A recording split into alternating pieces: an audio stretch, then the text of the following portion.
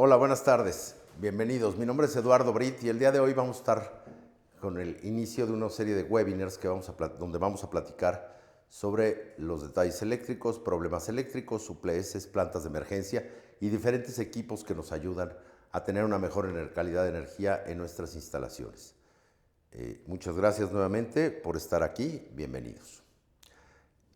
Vamos a iniciar con las soluciones de respaldo para sus negocios. Primero vamos a platicar lo que es la diferencia entre una planta de emergencia y un UPS, que normalmente existe una gran confusión. Después vamos a hablar cómo conviven estos equipos.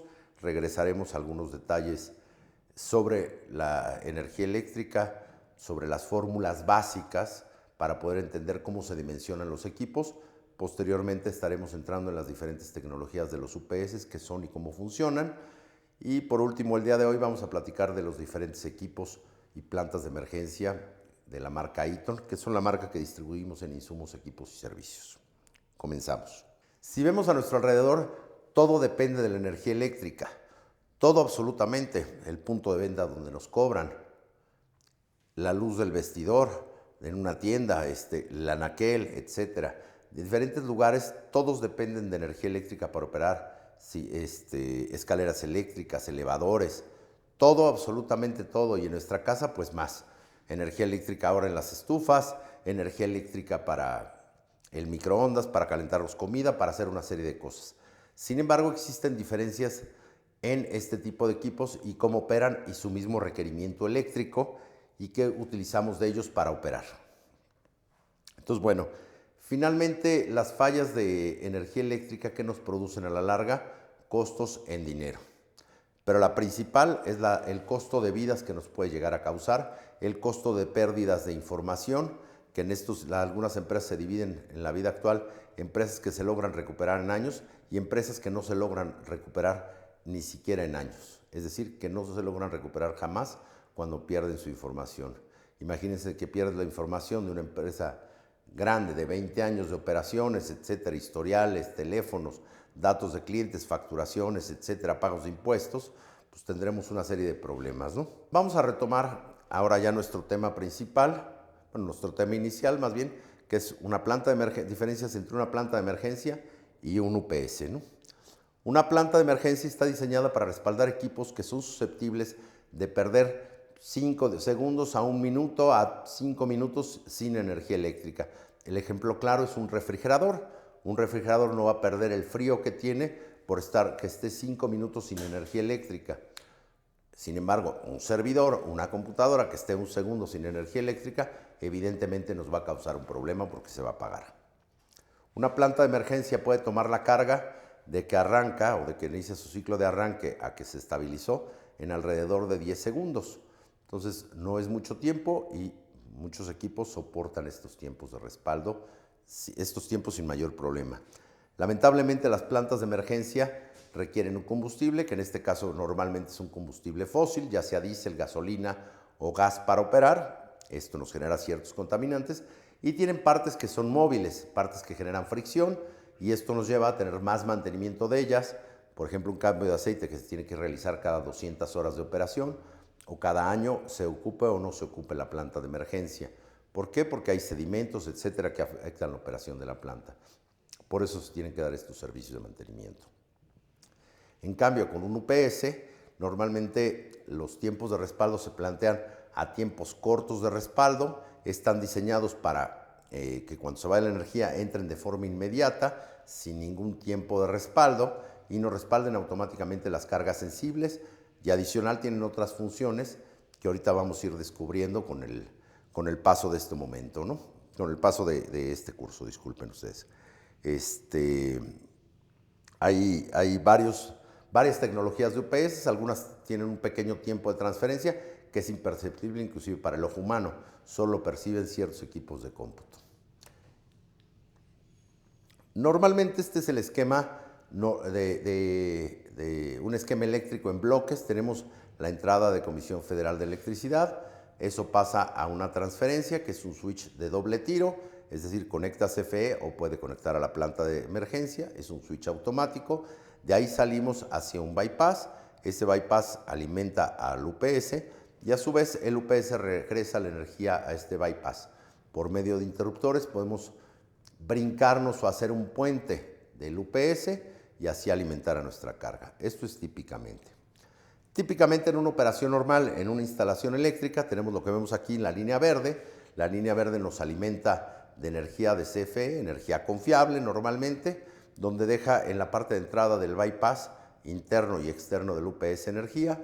La energía pasa al UPS, alimenta un rectificador y de ahí sale, alimentamos la carga de baterías y alimentamos un inversor y de ahí nos vamos a la carga que tenemos conectada. Esta es una alimentación típica de un UPS. ¿Qué pasa cuando hay una falla en el suministro? El UPS entra instantáneamente y obtenemos energía por la línea roja, que es la energía de alimentación de baterías, alimentamos el inversor y el inversor alimenta la carga. En ese inter pasan los 10 segundos que comentamos hace un momento y la planta de emergencia arranca y se pone a funcionar. Entrando en funcionamiento la planta y una vez que esté estabilizada, la transferencia hace su operación, es decir, switchea a la otra fuente de alimentación, en este caso la planta, y por la línea amarilla, en este caso, alimentamos a nuestra carga, ¿no? Con el mismo sistema, prácticamente para el UPS es transparente, aunque podemos poner algunos contactos secos en la planta o alguna información, de tal forma que le digamos al UPS, no cargues en este instante batería, ya que estamos cargando baterías, ya que estamos operando en planta de emergencia y no conviene hacerlo en este instante. Cuando regresa la energía nuevamente, lo que tenemos que hacer es que CFE está presente, dejamos que la energía de CFE se estabilice y hacemos lo que llamamos una retransferencia, es decir, operar la transferencia que antes conectó a la planta, ahora va a conectar a la energía normal de CFE. Esto para el UPS es prácticamente transparente, ya que no se entera de este pequeño brinco, porque la carga la alimenta en todo momento con el inversor y todo funciona y regresa a la normalidad. Este es el funcionamiento normal de una alianza entre UPS y una planta de emergencia, ¿no? Ahora vamos a platicar de las diferentes tecnologías de los UPS. Como les platicaba, ahora vamos a entrar en un tema de la electricidad en forma muy básica. No es interesante que ahora aprendamos todo un curso de ingeniería de cómo funciona y qué es la electricidad, pero los conceptos básicos eléctricos para entender cómo se dimensiona y cómo se calcula un UPS y en base a qué, es importante tenerlo. Entonces tenemos la tensión eléctrica. La tensión eléctrica es una diferencia de potencial y no es un voltaje. Voltaje es una palabra inclusive errónea. Debe decirse tensión eléctrica y es una magnitud física que existe entre un punto y otro. Quizá ahorita de momento esto sea un poco abstracto. Vamos a ver una diapositiva más adelante donde vamos a entender perfectamente. La corriente eléctrica es el flujo de electrones que se puede dar por un conductor o por el área transversal de un conductor. Esto quiere decir por el ancho de un conductor o por el área que transfiere la energía eléctrica. Por ahí esto es un electrón, está definido como un coulomb por segundo. Y la resistencia eléctrica es la oposición de dicho paso de la corriente. Ahorita vamos a ver qué se opone al paso de la corriente en sí.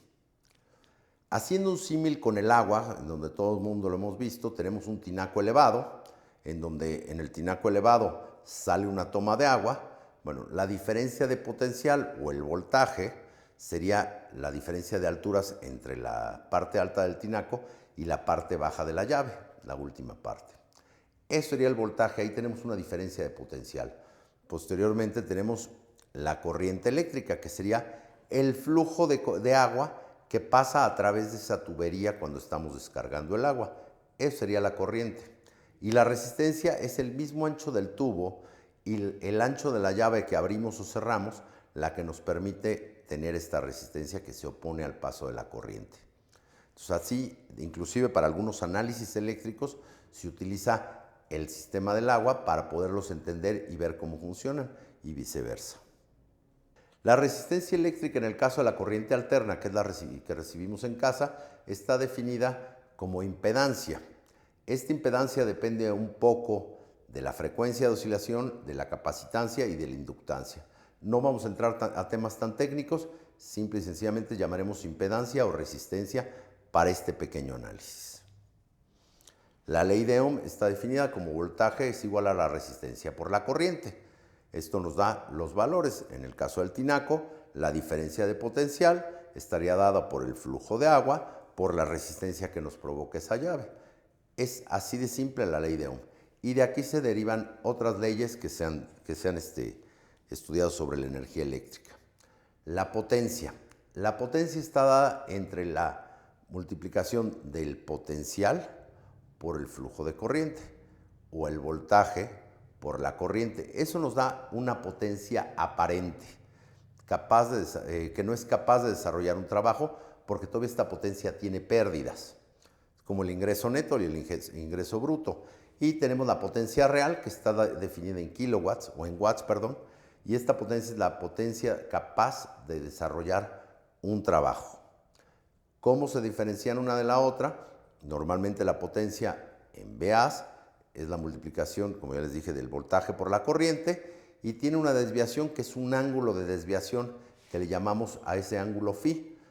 El coseno de phi, si nos paramos desde arriba de la gráfica que estamos viendo, vemos una sombra que hace, esa es la potencia real en watts. Entonces, para potencias, tenemos también el ejemplo de una cerveza, una bolsa de papas, en donde toda la bolsa tiene una potencia, o toda la cerveza, incluyendo la espuma, tiene una potencia, esa sería una potencia aparente. Sin embargo, realmente lo que nos vamos a beber es la potencia real, es decir, la cerveza. La espuma a veces ni la tomamos, o como decía, en la bolsa de papas, pues si la bolsa está vacía, no vamos a tomar aire ni a comernos el aire, ¿no? Esa es la diferenciación de una bolsa, de una potencia real de una potencia aparente. Ahora, la potencia aparente es dada, como ya les dije, la corriente por el voltaje. Para cuestiones eléctricas, en sistemas monofásicos, es decir, de una sola fase, como los contactos que tenemos en casa, tenemos que es fase, neutro y tierra, monofásico. Tenemos que la potencia aparente debe estar dada por la multiplicación del voltaje por la corriente, y la potencia real va a estar dada por la multiplicación de voltaje por corriente por el coseno del ángulo, que ya lo vimos, era el factor de potencia. En el caso de trifásicas o sistemas de 3 fases o sistemas de 2 fases, bueno, de 3 fases más bien, tenemos que incluir la raíz de 3. Esto por fórmulas matemáticas que de momento no vamos a entrar en ellas, ni mucho menos. Lo importante es que sepan esto. Entonces ahora van a saber cuando les digan, este es un equipo de 1000 VAs, pues si el voltaje es a 120 y yo lo multiplico por una cantidad, me va a dar la potencia o la corriente que voy a tener, ¿no? Entonces esto nos ayuda a definir cuando es un sistema trifásico, quieren una planta de 100 kilowatts, oye, ¿a qué voltaje? En 480. Ok. Bueno, pues ya sabemos qué potencia lleva la planta, qué corriente va a llevar, etcétera, ¿no? De estas fórmulas y despejando. Bueno, ahora vamos a entrar sobre el tema de los problemas eléctricos. Los problemas eléctricos son demasiados. Explicarlos todos a detalle nos llevaría mucho tiempo. Sin embargo, Eaton ha logrado aislar a 9 problemas básicos, que son los 9 problemas de la energía eléctrica, y todos los conocemos o los hemos vivido. La falla eléctrica es cuando se va la energía, todos la hemos vivido, la hemos sentido, la hemos tenido, ¿no? Y hemos estado en eso. Esto nos genera pérdidas en dinero, pérdidas de información, etcétera, ¿no? Hasta sustos en un momento dado. Tenemos el bajo voltaje momentáneo. Es un problema muy interesante porque es el más grave que tienen las computadoras y el que más lo daña. Una baja de voltaje momentáneo. ¿Qué pasa? Hemos estado en casa de la abuelita o en lugares donde de repente enciende una bomba de agua grande o un equipo eléctrico grande, demanda mucha energía eléctrica y baja un poco el voltaje, se ven los focos un poco ámbar y después se recuperan. Esa fue una baja de voltaje momentánea, ¿no? Genera muchísimas pérdidas económicas. Luego tenemos el alto voltaje momentáneo. ¿Qué pasa cuando acaba o concluye de funcionar dicha planta de luz, dicha bomba, dicho refrigerador que comentábamos? En ese momento, la energía sube un poco su intensidad y luego se regulariza. Sin embargo, volvemos al punto. ¿Qué nos cuesta? Dinero. Tenemos el bajo voltaje sostenido, que este es un voltaje que en el caso de los focos anteriores alguna vez lo vivimos, cuando hay muchas cosas conectadas, etcétera, etcétera, o de repente llegaba CFE con la mitad de la intensidad de nuestro domicilio y los focos prendían en ámbar. Ahora no se llega a notar tanto debido a que pues ya los focos son de LED, son incandescentes, son de otro tipo, pero a veces llegamos a prender la tele y no se ven las orillas de la tele. Es conveniente no prender la tele en esos momentos ni equipos eléctricos, porque los vamos a estresar. ¿Se acuerdan? Si el voltaje está bajo, la corriente sube porque el equipo trabaja a la misma potencia. Tenemos el alto voltaje sostenido, es un voltaje con mayor intensidad. No lo notamos tan fácilmente, no nos percatamos a simple vista, pero sucede cerca de donde existen fábricas que dejan de operar los fines de semana, el domingo por la tarde, el voltaje tiende a subir, o fuera de zonas corporativas. El voltaje se vuelve un voltaje alto. El ruido eléctrico. Este problema es muy interesante. ¿Por qué? Porque es un problema que no viene desde afuera, sino lo generamos dentro de nuestras instalaciones. Recordarán en algún momento que tenemos una televisión conectada. Esta televisión está conectada vía un circuito que llega a nuestro tablero hasta nuestro centro de carga. De este centro de carga sale otro circuito que va a la cocina, y en la cocina prendían la licuadora o en el baño prendían la secadora, en un circuito totalmente independiente.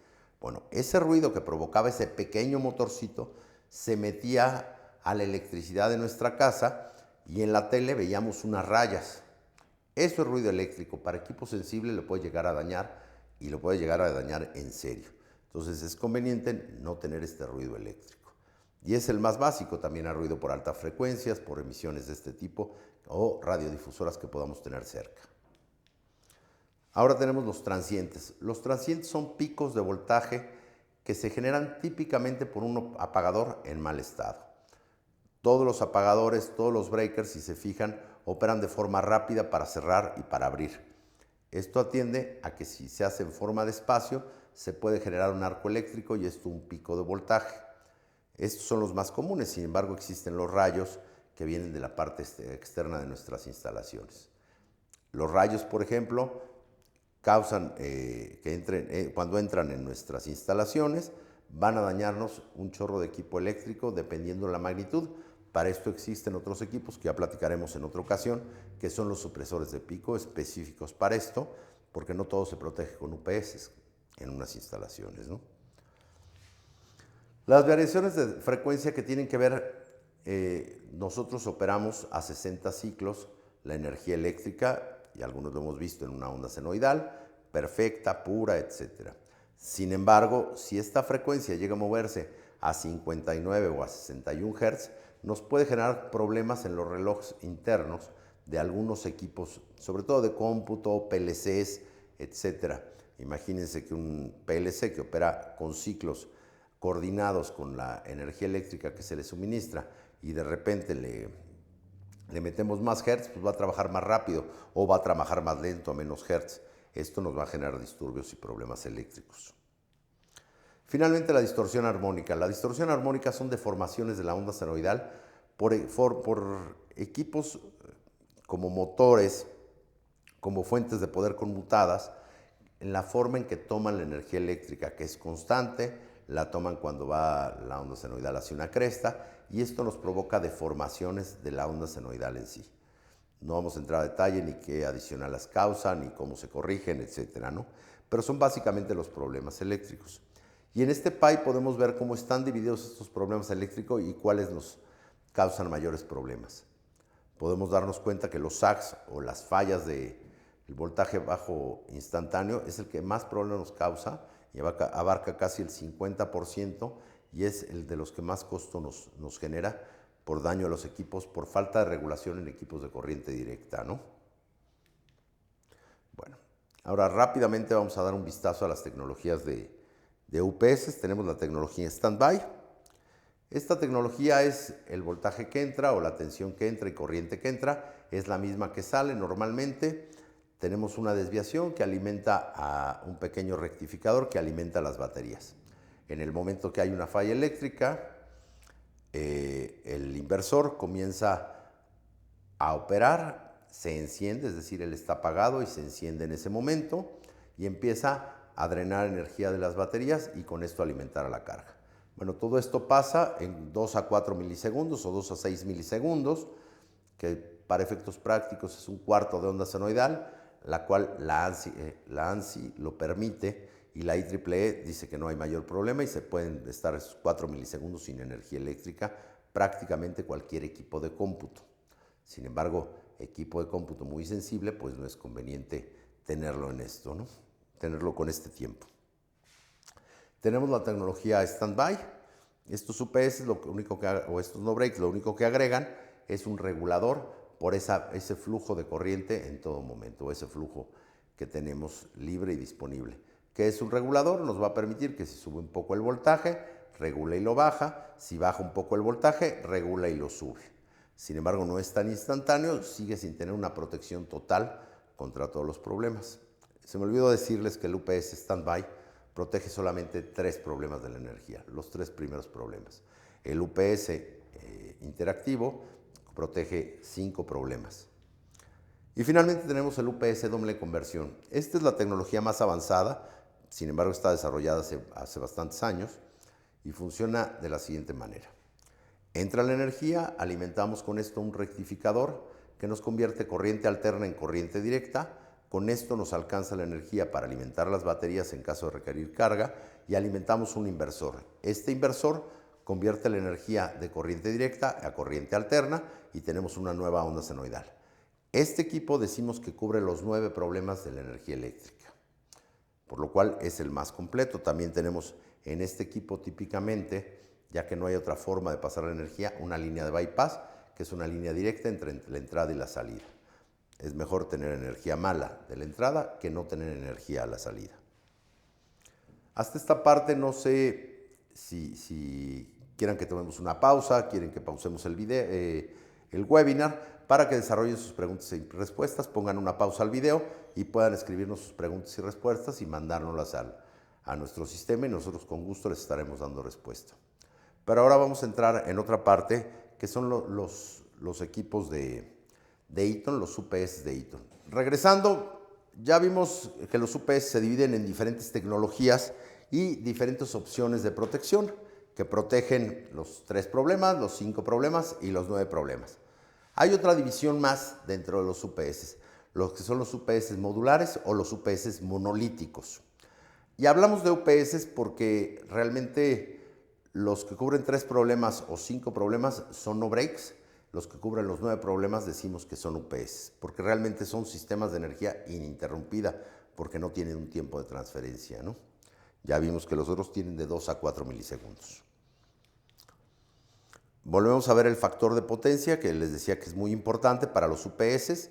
El definir qué factor de potencia tiene un UPS y otro es importante. Por ejemplo, tenemos aquí un UPS de un kVA, que es con factor de potencia de 0.9, quiere decir que tiene 900 watts. Esto quiere decir que podemos cargar o podemos alimentar a 9 focos de 100 watts al mismo tiempo. Si tuviéramos uno de un factor de potencia de 0.8, querría decir que podemos alimentar solamente 8 focos de 100 watts. Entonces el factor de potencia es importante porque nos va a dar más energía a la salida, más capacidad del equipo, más capacidad de energía capaz de desarrollar un trabajo en el equipo. ¿Okay? Entonces, por eso es importante el factor de potencia. En los equipos de Eaton normalmente tenemos algunos modelos pequeños que tienen factor de potencia de 0.7, 0.8 hasta 0.1. Ahorita vamos a entrar más adelante en esos modelos. El factor de potencia en una se mide a la entrada, se mide a la salida. El que nos interesa es a la salida, ya que normalmente a la entrada tenemos 0.99 de factor de potencia. Como les dije, tenemos factores de potencia en algunos equipos y en algunos modelos muy pequeños. Factor de potencia de 0.7, quiere decir que un equipo de un kVA es de 700 watts. Y tenemos factor de potencia de 0.9 y 0.1, como ya lo expresé en este modelo. Otra división grande que se hace dentro de los UPS es los que usan las baterías de plomo ácido selladas libres de mantenimiento o las baterías de litio. ¿Qué ventajas tiene una sobre la otra y la otra sobre la una? Las baterías de plomo ácido nos duran alrededor de 4 o 5 años, dependiendo del clima en donde lo tengamos y la operación que le demos, de acuerdo a lo que dice el fabricante. Las baterías de litio tenemos que nos duran alrededor de 12 años. ¿Qué nos permite esto? Pues en un UPS pequeño quizá no está trascendente, pero en un UPS grande que utiliza baterías grandes, estarle cambiando cada 4 años la batería o cada 12 años nos ahorra dinero en las baterías, en la maniobra, en el desecho, en el peso, en el flete y en una serie de cuestiones, ¿no? Otra parte es que las baterías de plomo normalmente nos las garantizan por 1 o 2 años máximo. Las baterías de litio normalmente tienen una garantía de 3 años. En el caso de Eaton, las baterías de plomo ácido no se incluye un monitoreo de las baterías. En el caso de las de litio se incluye un monitoreo constante de las mismas baterías, ¿no? En cuanto a peso, tenemos que las baterías de plomo ácido, vamos a pensar un banco de baterías grande que pesa 1 tonelada, en litio debemos hablar alrededor de 300 kilos o una cosa por el estilo. Es decir, pesa muchísimo menos. Y eso se vuelve importante cuando estamos operando en un edificio de 25 pisos. Si estamos en el piso 20, pues ¿quién va a subir las baterías? Vamos a usar fuerza egipcia, vamos a utilizar los elevadores de carga, etcétera, ¿no? Y si lo tenemos que hacer por elevadores de carga, imagínense, cada 4 años estar subiendo baterías por estos elevadores de carga, pues nos complica la operación. Si lo tenemos que hacer cada 12 años y pesan mucho menos, va a ser mucho más rápido estos cambios de batería, ¿no? Por otro lado, las baterías de plomo ácido tienen una característica: su operación normal debe de ser de 23 a 25 grados constante en todo momento para tener su mayor tiempo de vida útil. Las baterías de litio no, pueden estar a 23 grados, más menos un 5%. Esto nos da alrededor de 2-3 grados hacia arriba, 2-3 grados hacia abajo. Nos da ciertas ventajas, ¿no? Ahora vamos a platicar las soluciones de respaldo que tenemos en Yesa a través de los UPS de Eaton o los no breaks de Eaton. Bueno, aquí tenemos el UPS más pequeño que manejamos ahora, que es el BC36L. Este equipo nos permite respaldar módems, cuenta con una batería de litio. Entonces nuestro módem de internet va a estar respaldado, se va la energía y nosotros seguimos teniendo internet en nuestra casa. Tiene 4 tipos de entrada tipo barril que concordan con cualquiera de los módems en el mercado actuales y nos permiten obtener esa energía y no cortarnos de energía. Oye, pero no tengo internet, no puedo ver la tele. Sí, pero tienes una laptop, tienes una tablet o tienes un teléfono que puedes acceder a internet, ¿no? Durante un muy buen tiempo también podría servirnos para un circuito cerrado de televisión o para algo por el estilo, ¿no? Un sistema de cámaras, interfones, etcétera, ¿no? Tenemos el modelo 5P. El modelo 5P es un modelo interactivo, cubre 5 problemas. Hay la versión torre y la versión rack. Tiene una pequeña pantalla de LCD. Tiene un factor de potencia, si no mal recuerdo, de 0.7 en los pequeños, de 0.9 en los grandes. Y tiene las opciones de 120 y 208 volts. El modelo 5PX, este modelo prácticamente ya solo lo manejamos en rack, va de 1 a 3 kVA, nos da la ventaja de que tiene un LCD, tiene onda senoidal a la salida y nos permite colocarle bancos de baterías adicionales al mismo UPS para tener tiempos de respaldo más largos. Al ser rack torre nos permite colocarlo en un rack de telecomunicaciones o colocarlo como torre, ya que incluye los pedestales para que el UPS no se caiga hacia los costados.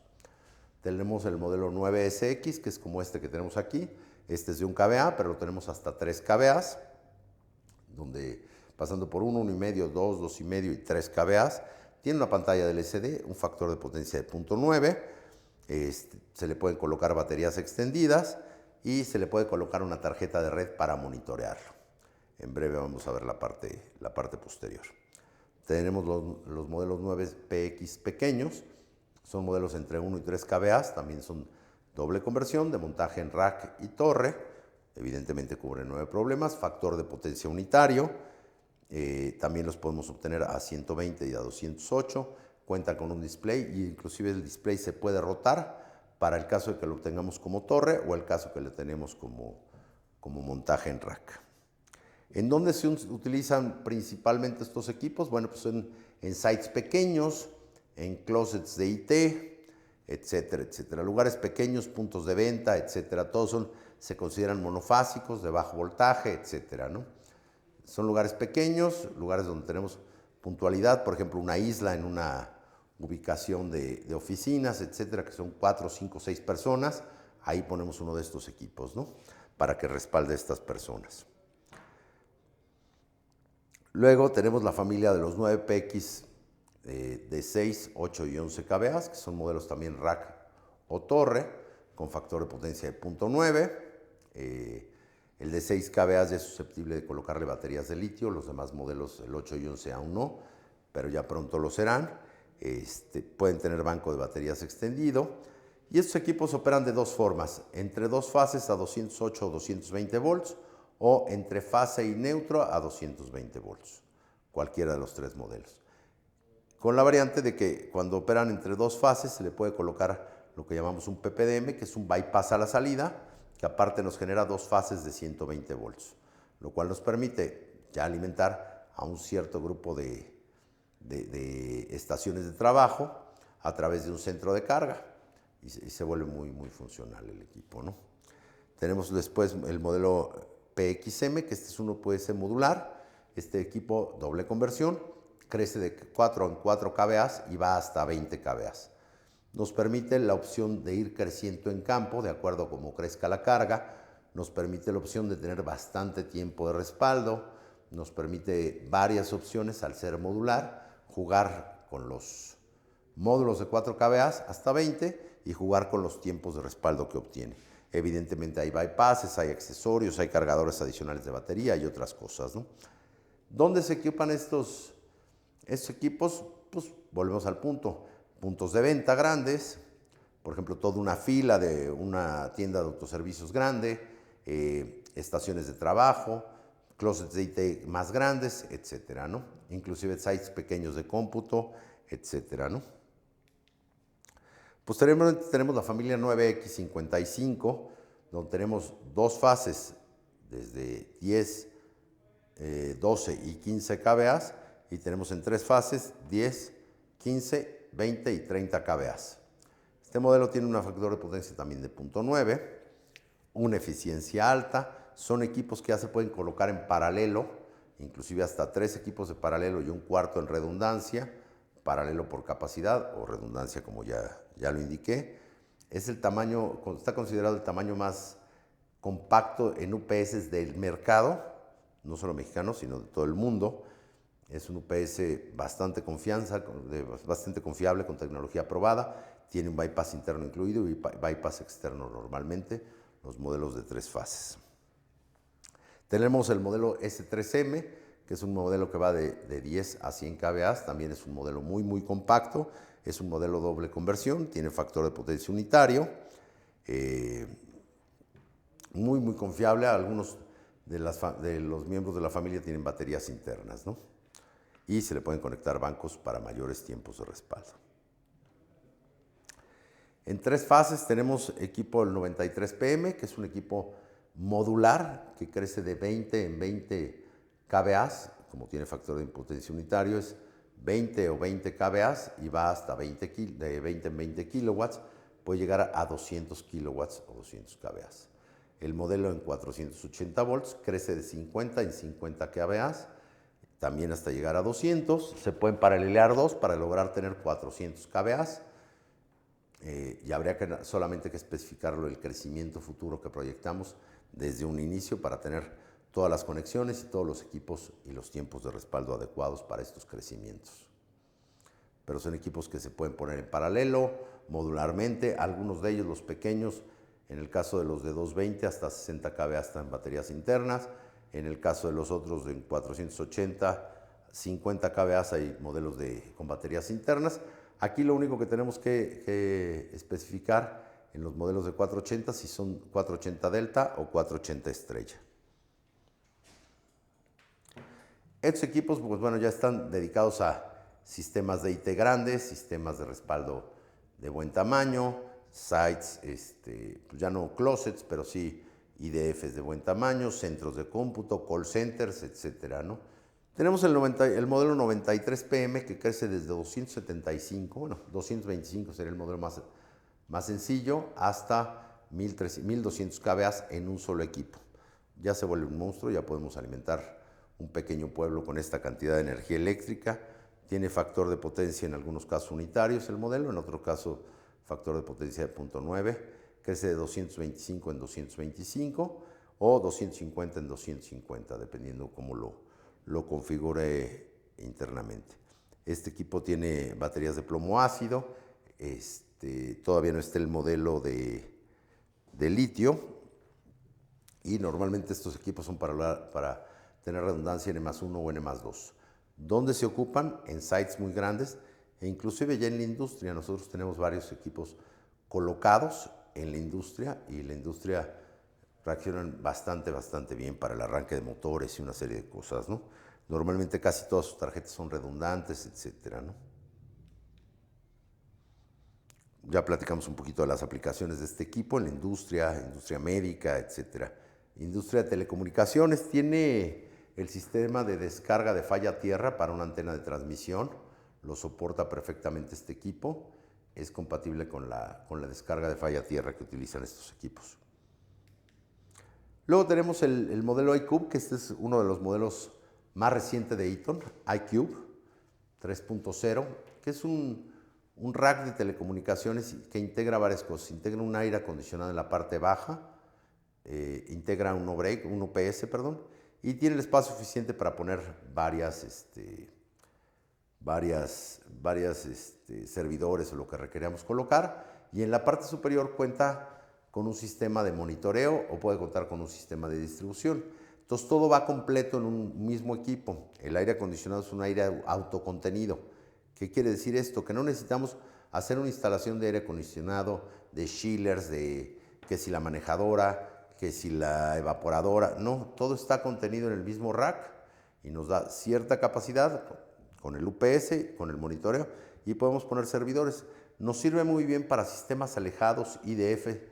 Imagínense una fábrica que tiene que, pues es evidente que el que está en la salida de los camiones tiene que registrar que salió y no puedes registrarlo en papel y después caminar no sé cuánto para llegar a una computadora y capturarlo. Tiene que tener la posibilidad de hacerlo en ese lugar. Para esos lugares donde se requiere un closet remoto, etcétera, se utilizan este tipo de equipos.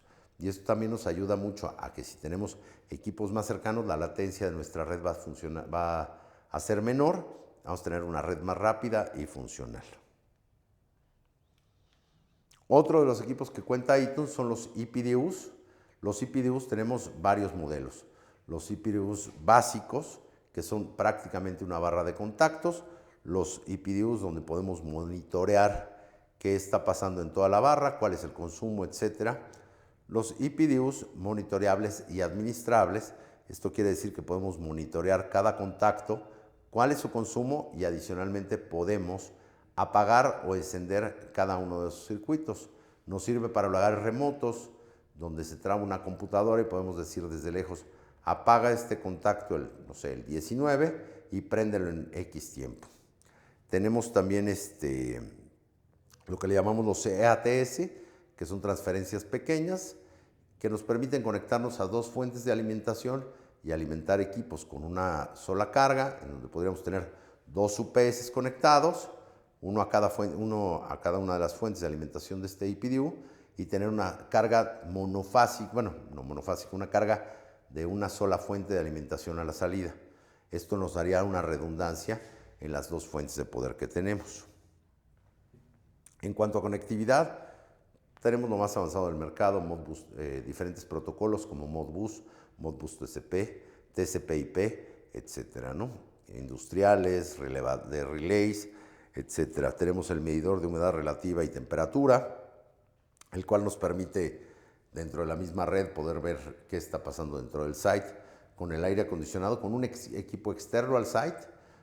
También tenemos sensores de puerta, tenemos sensores de fugas de líquido, etcétera, que pueden ir conectados al monitoreo de esta tarjeta de red y son bastante funcionales. Dentro de las herramientas web, bueno, pues en la parte de Eaton tenemos varias opciones. Unas son para seleccionar un UPS, unas son para bajar folletería, manuales, etcétera. Algunas son para dimensionar los los UPS que ya lo comenté. Y podemos con esta también tener la opción de los EPDUs, ver si ya existe alguno o si requerimos configurar alguno en especial y que sea cotizado en ese momento para nosotros, ¿no? Entonces puede haber, de los EPDUs me paso a decirles que tenemos monofásicos, de 2 fases y trifásicos. Pues bien, con esto damos concluidas las presentaciones del día de hoy. Los invito a que posteriormente se conecten con nosotros a ver las presentaciones de los equipos que vamos a dar, que son básicamente los grupos electrógenos o las plantas de emergencia, los supresores de pico, los reguladores de voltaje, etcétera. Equipo eléctrico que nos ayuda y son funcionales y que distribuimos nosotros en insumos, equipos y servicios. Muchas gracias por estar con nosotros. Hasta luego.